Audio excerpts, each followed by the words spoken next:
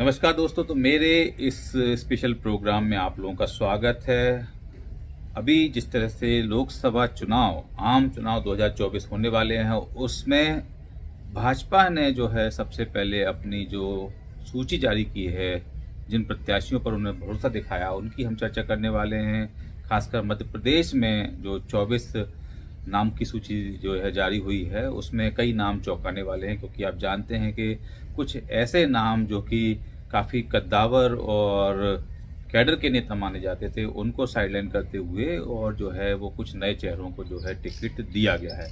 इसमें से आज के इस वीडियो में हम लोग जो बात करने वाले हैं वो करने वाले हैं प्रज्ञा ठाकुर की। जी हाँ, प्रज्ञा ठाकुर, जिनका टिकट काट दिया गया है।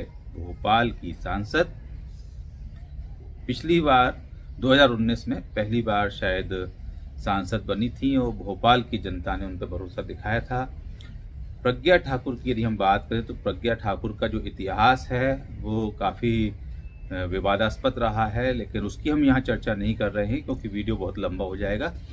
पॉइंट पे आने की बात करेंगे कि भाई प्रज्ञा ठाकुर का टिकट क्यों काटा गया, क्या लगता है आपको? क्योंकि प्रज्ञा ठाकुर की अपन यदि बात करें तो यदि जो भाजपा की रीति नीति है, जो कट्टर हिंदुत्व की राजनीति करने के लिए भाजपा जानी जाती है, यदि हम उसकी बात करें तो प्रज्ञा ठाकुर एक ऐसा चेहरा थी जो कट्टर हिंदुत्व को ही हमेशा लेकर आगे चलती थी और उनका एक बड़ा फैन फॉलोइंग है। मतलब भाजपा के कार्यकर्ताओं की ले लें या आम जनता की भी ले लें तो एक बहुत बड़ा फैन फॉलोइंग है, जो कि उनकी रीति नीति की जो है वो प्रशंसा भी करता है और उनका जो है अनुयायी है, ऐसा अपन कह सकते हैं। तो इन सब के बावजूद भी प्रज्ञा ठाकुर का टिकट क्यों काटा गया?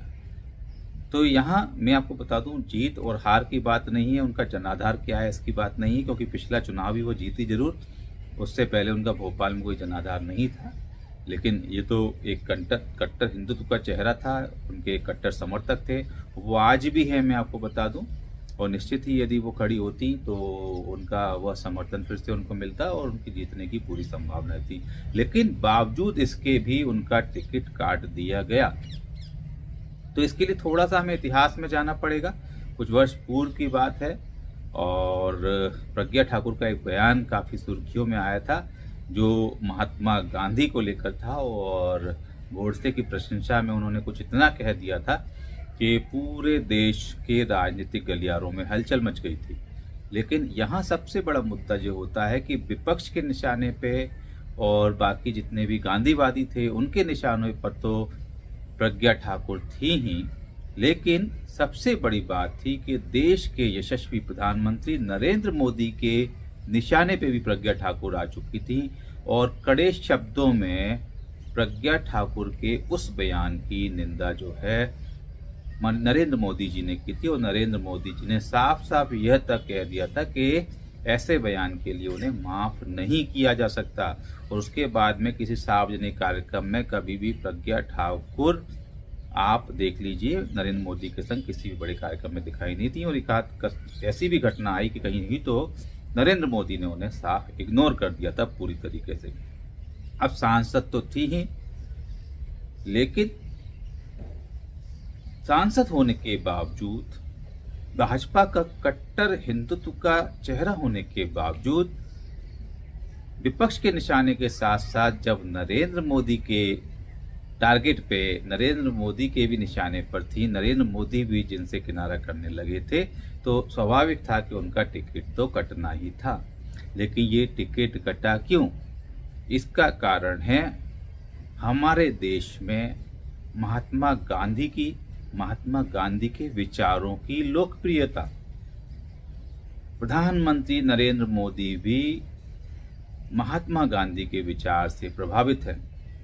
वह हमेशा गांधी जी के विचारों की चर्चा करते हैं, चाहे दोनों ही गुजरात से आते हैं। महात्मा गांधी भी गुजरात के थे और नरेंद्र मोदी जो हमारे प्रधानमंत्री हैं वे भी गुजरात के हैं। और जब भी कभी कहीं भी कुछ चर्चा चलती है तो हमेशा महात्मा गांधी के नीतियों की, उनके विचार की मोदी जी प्रशंसा करते हुए ही नजर आते हैं।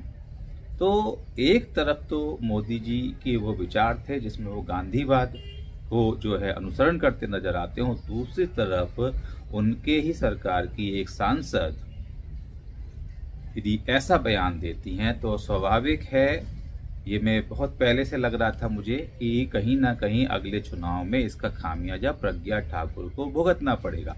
और वही हुआ। आप देख लीजिए कि प्रज्ञा ठाकुर को टिकट नहीं दिया गया, उनकी जगह पर आलोक शर्मा पर विश्वास दिखाया है भाजपा ने। खासकर हम कहें मोदी जी, क्योंकि जितने भी बड़े निर्णय होते हैं मोदी जी के निर्णय से ही होते हैं। तो मैं समझता हूं कि जो मोदी जी की वक्र दृष्टि पड़ी उसका असर रहा कि प्रज्ञा ठाकुर का जो है ये टिकट ही नहीं कटा है। मुझे तो लगता है उनका जो राजनीतिक करियर है उस पर भी फुल स्टॉप लग चुका है। तो ये मैं आपको बता दूं कि जो गांधीवादी विचार है देश में उसकी एक जीत है। और आप देख सकते हैं कि चाहे कुछ भी हो, भाजपा में किसी भी तरीके से अलग अलग विचारों के लोग रहते हैं। कुछ गांधी प्रेमी भी हैं, कुछ गोडसे प्रेमी भी हैं, लेकिन महात्मा गांधी का जिस तरीके से एक अपमान हुआ और उसको बहुत गंभीरता से नरेंद्र मोदी ने लिया और उसका ही निर्णय उस समय भी उन्होंने दिया था जब उन्होंने कड़े शब्दों में निंदा करी थी।